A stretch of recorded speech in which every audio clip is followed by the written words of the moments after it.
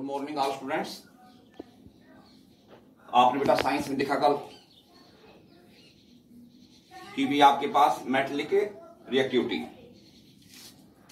इसके बाद देखा आपने एक्वारेजिया, और उसके बाद आपने देखा कि भी आपके पास शुद्ध जो लोहा है उसमें कॉपर क्यों मिलाते हैं, यानी कार्बन क्यों मिलाते हैं, और जो आपके पास जो आभूषण है वो शुद्ध सोने की क्यों नहीं बना जाते। आगे हम बात करते हैं टॉपिक जो आपके पास है धातु निष्कर्षण, यानी आपका मेटलर्जी, धात्विकी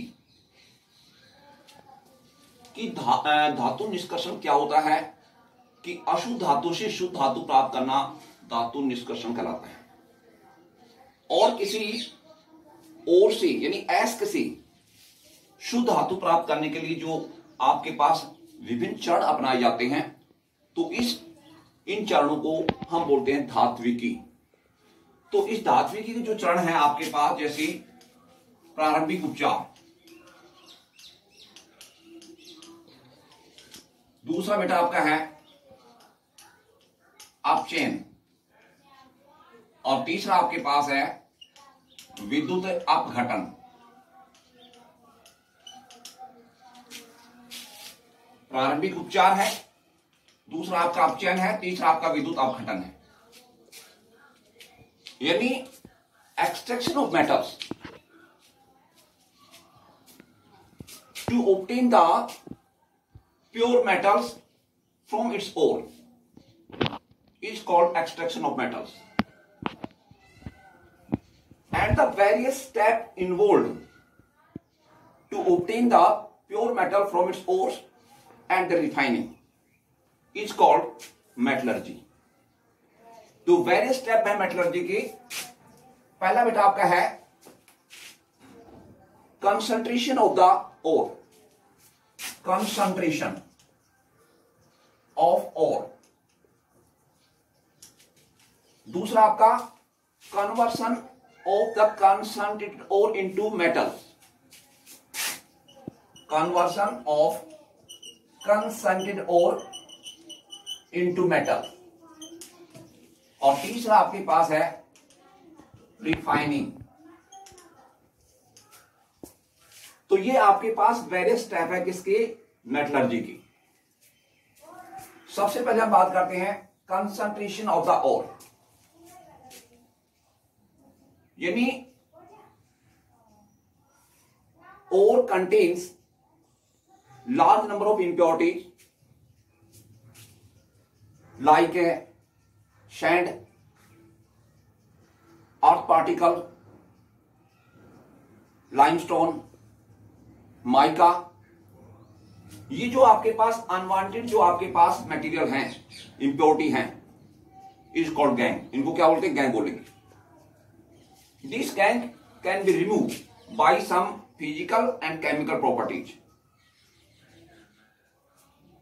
तो ये हो गया आपका concentration of the ore। Second बेटा आपके पास conversion of the concentrated ore into metals। In this step, metal can be classified, all metal can be classified in three categories। First बेटा आपके पास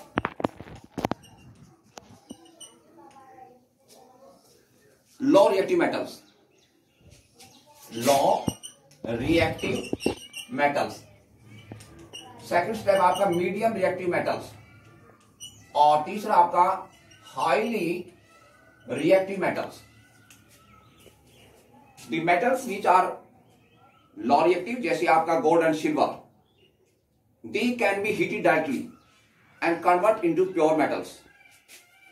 सेकंड स्टेप इन मीडियम, दो metal आपके पास medium reactive हैं, जैसे आपका एल्यूमिनियम है, copper है। These metal can be purified by using the reducing agent।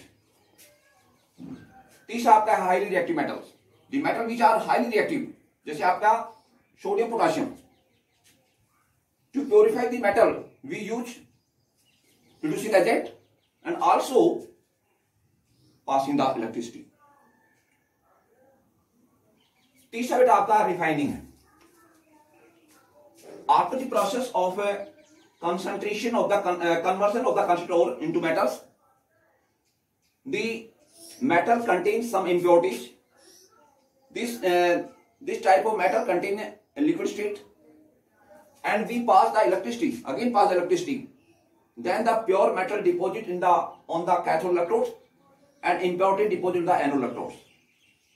In this way, we purify the metals by the various steps. These steps are called metallurgy.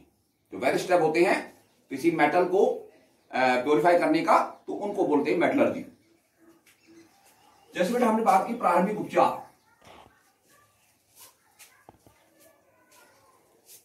सबसे पहले धातु एस को बारीक पीसा जाता है और उसको पानी की तेज बौछार से धोया जाता है, जिससे हल्की अशुद्धियां पानी से बह जाती हैं और शेष धातु कण है वो आपके पास अवशेष रूप से बच जाते हैं, जिसको बोलते हैं द्रव चालित धोना विधि।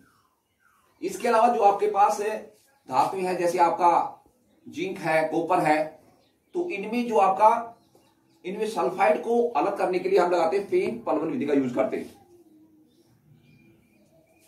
प्रारंभिक उपचार के बाद में अपचयन, इसमें धातुओं को 3 चरणों में बांटा गया है।